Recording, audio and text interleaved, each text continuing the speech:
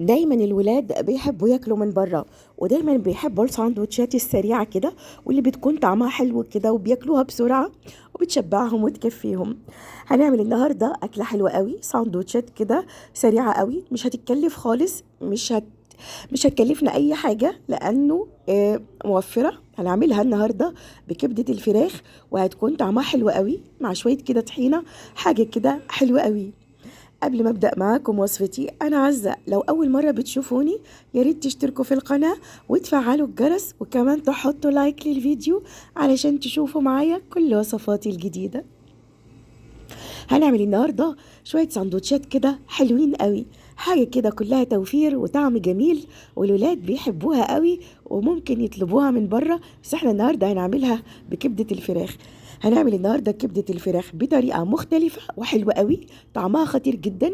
هنضيف ليها كده شويه توابل حلوين قوي مع شويه الطحينه كده، حاجه كده جميله قوي، هتعجبنا وهتعجب الولاد وهياكلوا منها كتير وهيحبوها قوي. توفير وطعم حلو قوي، وهنعملها بسرعة، مش هتاخد وقت ولا مجهود ولا حتى مكلفة. هنعمل النهاردة شوية ساندوتشات كده حلوين قوي وطعمهم جميل جدا. هنضيف بقى للساندوتشات بتاعتنا شوية كده خضرة بتدي طعم ولون حلو قوي للساندوتش كده، وبيكون شكله جميل كده زي ما انتوا شايفين. هنا كبدة الفراخ معايا مستوية وحلوة قوي ولذيذة جدا، مع شوية الطحينة كده والخضرة، حاجة كده وهمية. معايا كبدة الفراخ واللي كانت زي الفل بالشكل ده، طبعا انا غسلتها، وده اختياري، لو مش عايزة تغسليها براحتك، لكن انا بغسلها. غسلت كبدة الفراخ وهبدأ هنا اقطعها صغير قوي بالشكل ده.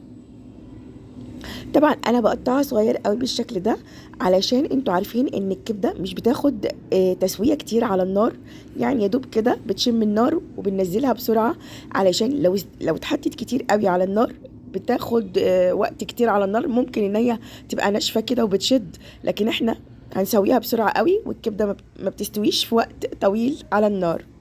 قطعت هنا الكبده كده صغيره قوي بالشكل ده. طبعا مهم جدا نقطعها صغير عشان ما بتاخدش وقت كتير على النار، وعشان كمان تتشرب التوابل اللي هنضيفها للكبده دلوقتي. كمان قطعت هنا بصل كده بالشكل ده، جوانح كده، وطبعا كمية البصل على حسب رغبتك، ممكن واحدة كبيرة، ممكن اتنين متوسطين، زي ما انت حابة يكون كمية البصل ازاي، بس هي بتضيف طعم حلو قوي للفراخ، سوري، لكبدة الفراخ. هنا حطيت زيت على النار، وحطيت كمان البصل واديته تشويحة كده مش كتير. بعد كده نزلت بكبدة الفراخ،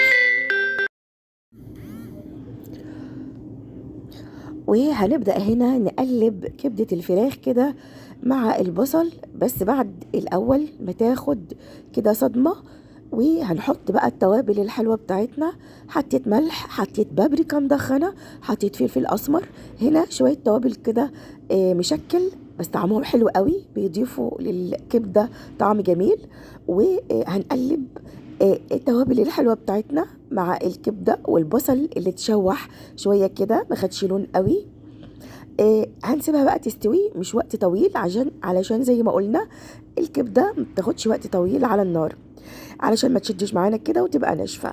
وبرده بعد ما هنسويها هنسيب فيها شوية من الصوص ده، مش عايزينها ناشفة للآخر يعني، هنسيبها كده مش ناشفة قوي.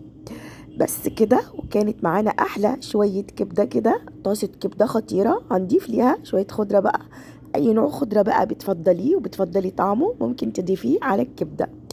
هنا بقى هنبدأ نعمل الساندوتشات بتاعتنا. حطيت كده الكبدة في الساندوتش، وحطيت عليها كمان طحينة، وكانت بالشكل القمر ده.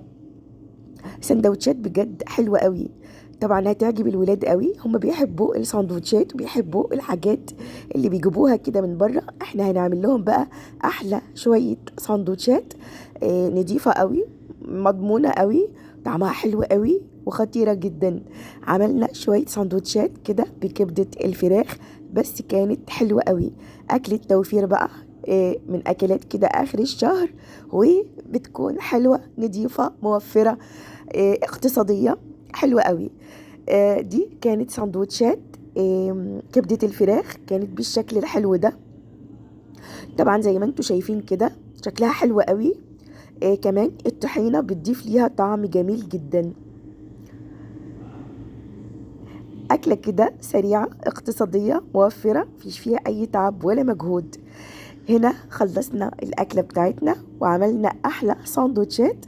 لو عجبكم الفيديو ما تنسوش بقى تتابعوني وتشتركوا في القناة، وياريت كمان تحطوا لايك للفيديو.